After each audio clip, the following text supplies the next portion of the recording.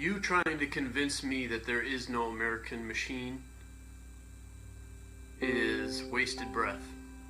Because I can hop in my car right now and go see both factories and come back here and sit down here within 10 minutes. You can't tell me that the American machine doesn't exist when I can see it with my own eyes. And I know this town is just another one story, and every town, I'm sure, made another part of the machine.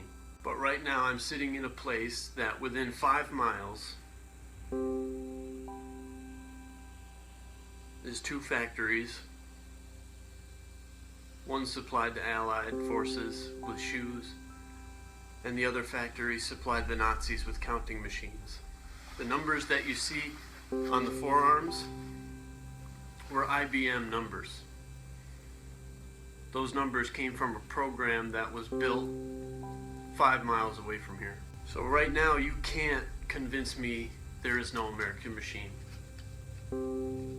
because I can see it. Johnson and Watson. There's a documentary made. They won't tell you about Watson's Nazi affiliations, though. They won't tell you that both sides of World War II were right here. They were being built right here. Now, if you go to the itccs.org site, you'll see over the last number of weeks some tremendous things have been happening. First of all, in Brussels, on April 7th, the Second Common Law Court of Justice session convened. The first one, if you recall, the one that convicted Joseph Ratzinger and Queen Elizabeth for crimes against humanity in Canada, the genocide of Indigenous people there. That led into the second case having to do with global child trafficking. The chief defendants being Jorge Bergoglio, President Pope Francis, Adolfo Pachon, the head of the Jesuits, and Justin Welby, the Archbishop of Canterbury in England.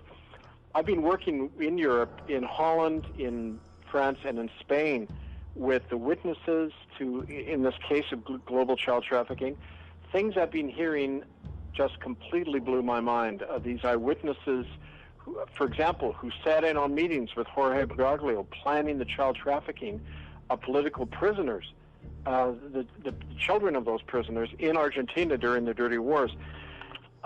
2 women who witnessed the serial rape and torture of children by former Pope Benedict and Jorge Bergoglio themselves, according to this thing called the Ninth Circle, which is apparently a child sacrificial cult operating within the Vatican and has for several centuries. And other information related to how this global child trafficking is continuing very much through the Catholic Church and its various agencies. And so it's been not only an amazing time for this stuff to come out, but in response, we've had an increasing number of people come forward. Here in Spain, I've been meeting with 2 different groups who have been leading a campaign here on behalf of the over 300,000 people who, as children, were trafficked by the Catholic Church here in Spain, where literally the children were stolen by priests and nuns.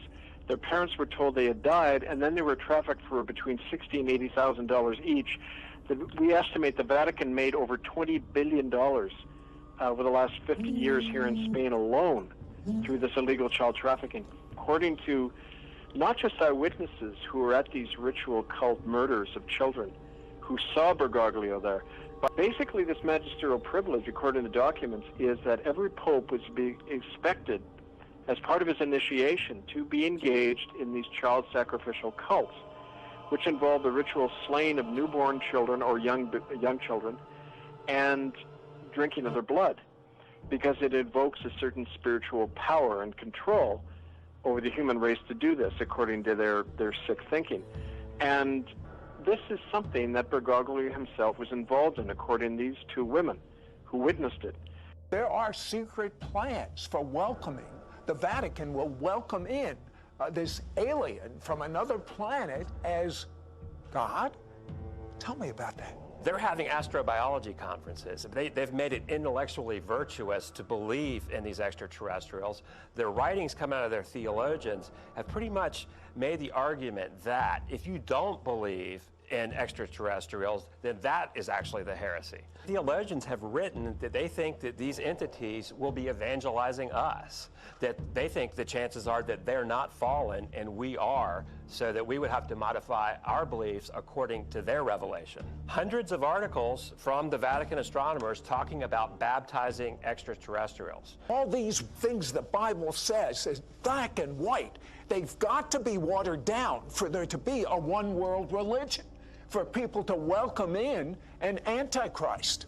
There's an observatory complex that consists of 3 very high-powered telescopes. One is the Vatican Advanced Technology Telescope. There's a radio telescope, and then there's one called the Large Binocular Telescope.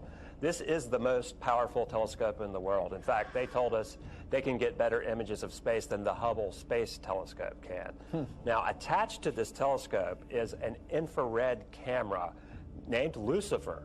Now, what this instrument's used for is astrobiology, for looking for exoplanets, looking for other worlds. And the infrared spectrum is also very useful for seeing things that can't be seen with the naked eye. And many UFO researchers have noted that you can see a lot of ships and entities that you normally can't see. We also got access to top astronomers that work in Rome, including an astronomer by the name of Guy Cosmonago. He's one of the top astronomers for the Vatican.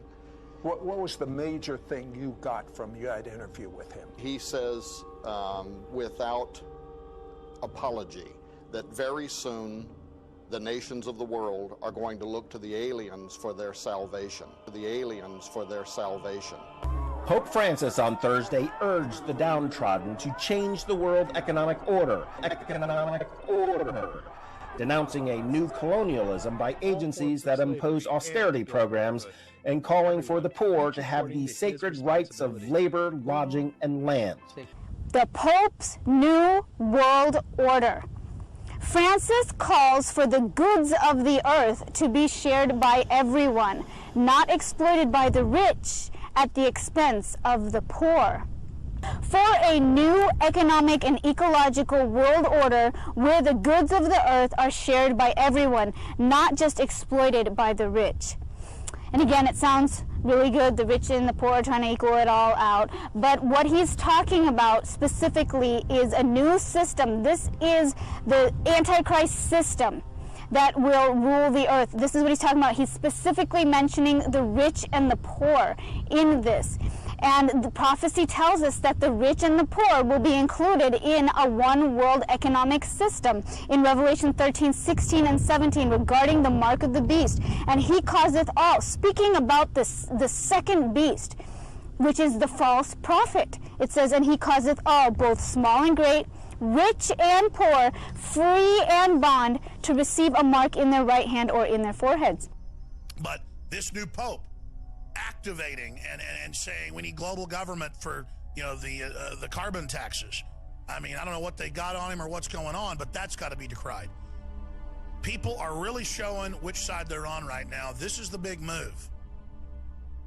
And I mean, there's the headline. Pope Francis calls for new system of global government to tackle climate change. That's not an Infowars.com headline. That's in Time Magazine, Newsweek, the BBC. Times we're seeing that the world political leader and the world religious leader are leading the world into a unification through the climate change agenda. And this is exactly what the prophecy says, that the Antichrist and the false prophet will be working together. We see that in Revelation chapter 19, verse 20. It says Pope Francis boosts Obama, Clinton, Kerry, and Gore on climate change. June 18, 2015. The papal encyclical released today offers powerful validation and support to the lifetime body of work to protect the environment and combat the dangers of global warming from leading Democrats such as President Barack Obama. Undoubtedly, they broke with all of Catholic history when they put a Jesuit in 2 years ago. That's against canon law. You can't have the Jesuits, who are the police of the Catholic Church, ever becoming a pope, because they would use it as a coup d'etat. Just like Caesar couldn't bring his troops into Rome because obviously he would make himself a dictator. It's very simple. It's why we have posse comitatus. So these are facts you can't deny. That A, he's a Jesuit, the new pope, the answer a world government to it, with the new Pope now calling for a one world religion to bring everyone together. I mean, either the Bible's coming true, Revelations and Daniel and all the rest of it, and Ezekiel, and what Christ said, or they're using it as a playbook to set up a planetary tyranny. 3 global regions, 10 sub-regions, the 10 kings. This is over the top.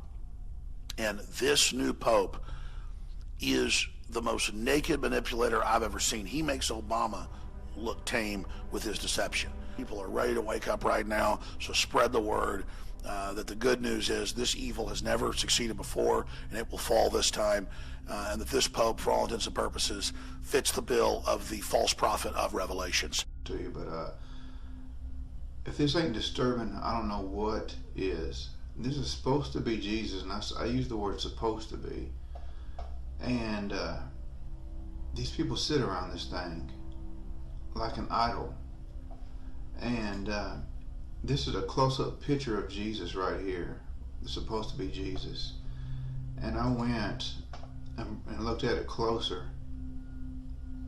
And I don't know about y'all, but this looks like a reptilian head. I mean, look, you got the eyes, and then you got the mouth, and, you know, here the brain, the skull. But this is a close-up picture.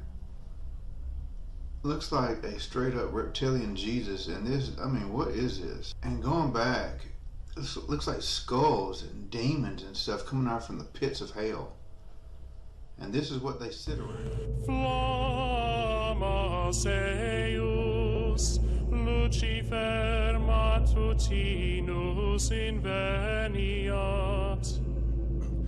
Ille inquam Lucifer qui nescito casum, Christus filius tuus, qui regressus ab inferis, humano generis serenus iluxit, et tecum vivit et regnat in saecula saeculorum.